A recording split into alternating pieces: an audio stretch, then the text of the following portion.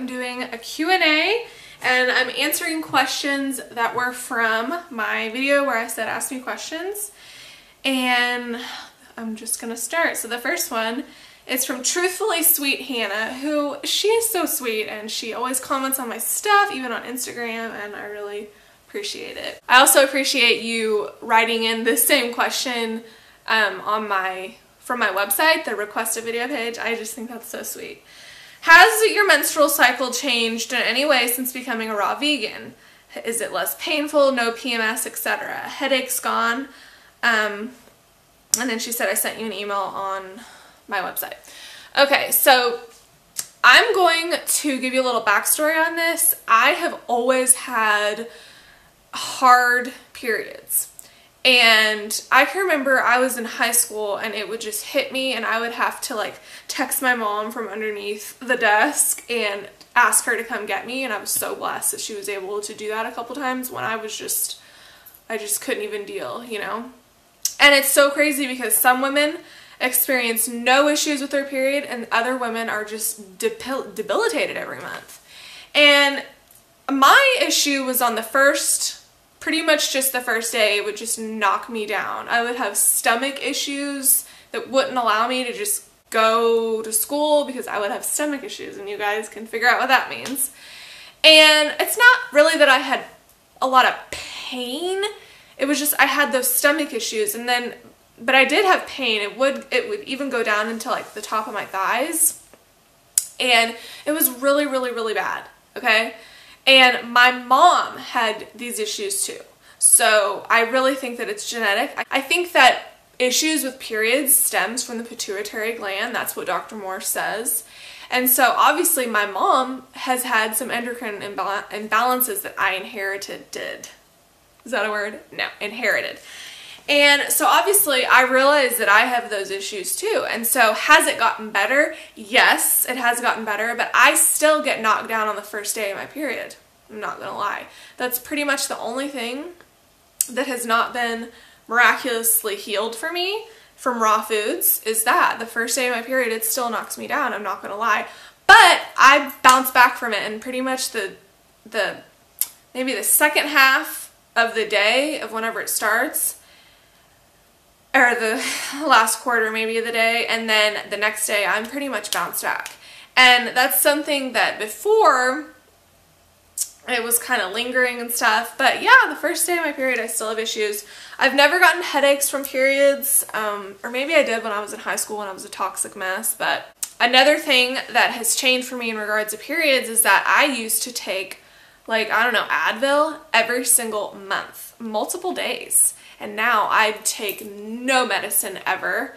And so if I'm having issues, I just pop a heating pad on and I do not take any medicine. If anything, I'll just have like a juice maybe that has a lot of ginger, because that's an anti-pain, I think, an anti-pain herb or root.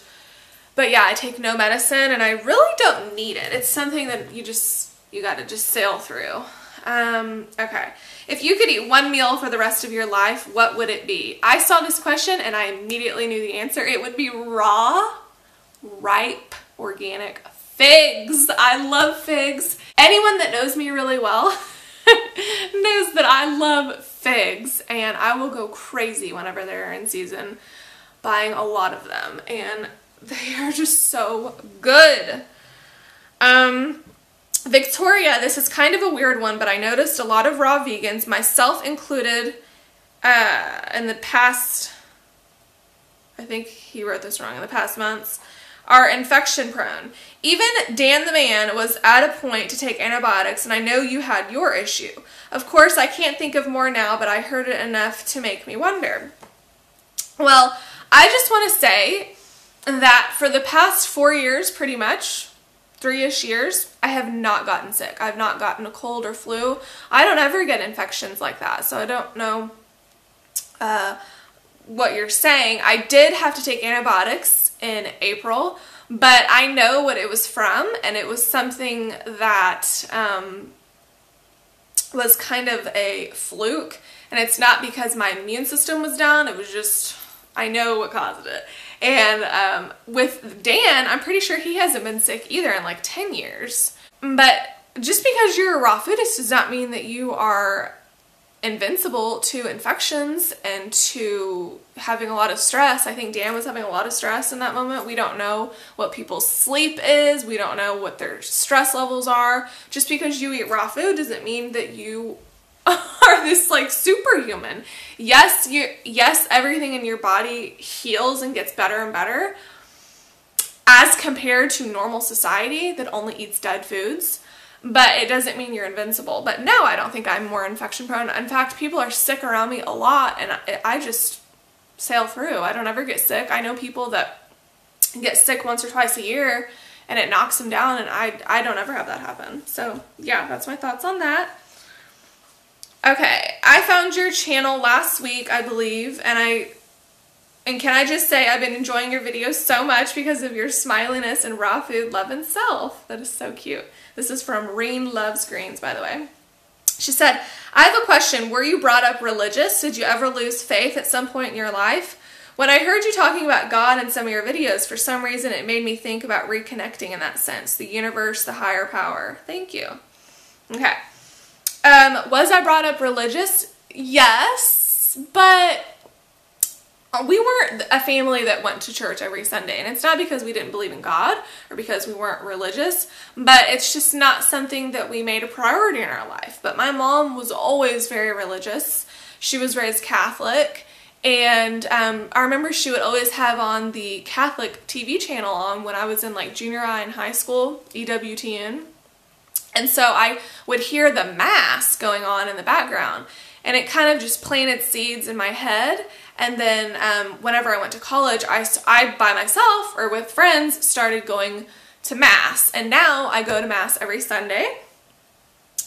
Did you ever lose faith at some point in your life? No, I absolutely did not ever lose faith. But until I was about 18, if this is all I can remember, but I don't really ever remember really focusing on spirituality. And maybe I did and I just don't remember, but all I know is that whenever I was 18, I started going to Mass, and that's when I really started like figuring out spirituality. But really whenever I was about 21, 22, that's when it just, the firecracker went off. And so now today, oh my gosh, spirituality is everything to me, and I just can't even imagine life without it. Okay, so this is another question. How much time do we need with a vegan diet for changing our body and our eye color? Is it still possible to do that eating meat once a month, is I think what you're saying.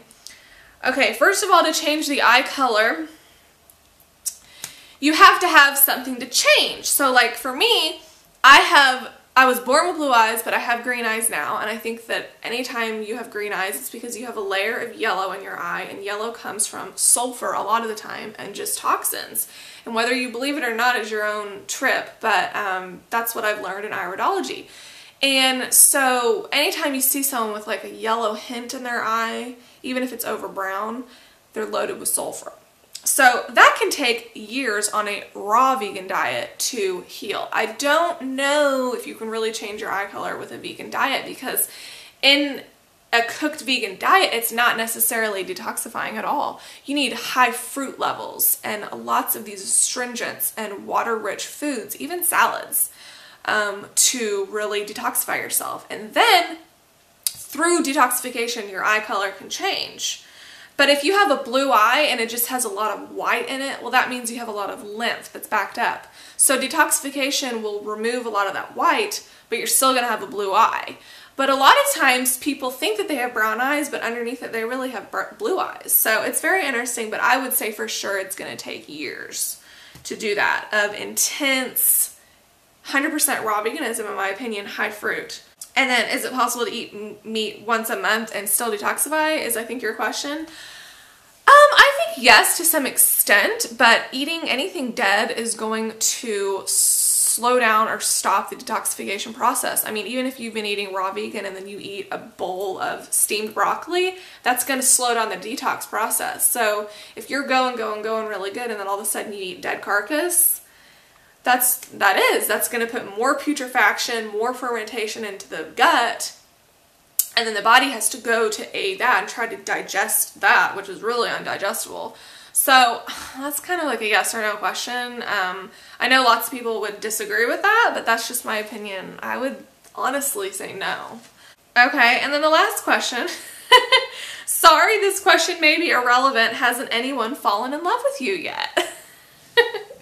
Well, that's a really, really long story. And I would say yes, but really, really long story. And that's so funny. So anyway, that is all the questions.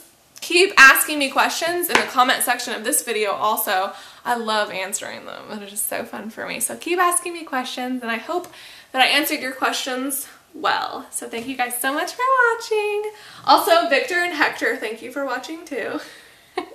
You guys like how I added my Fruit Princess hat from Halloween up there? I'm getting ready to redo this. I think I'm gonna Victorify my backdrop and make it probably neon pink, honestly, but I gotta have time to do that. But anyway, thank you guys for watching, and I will see you later. Bye.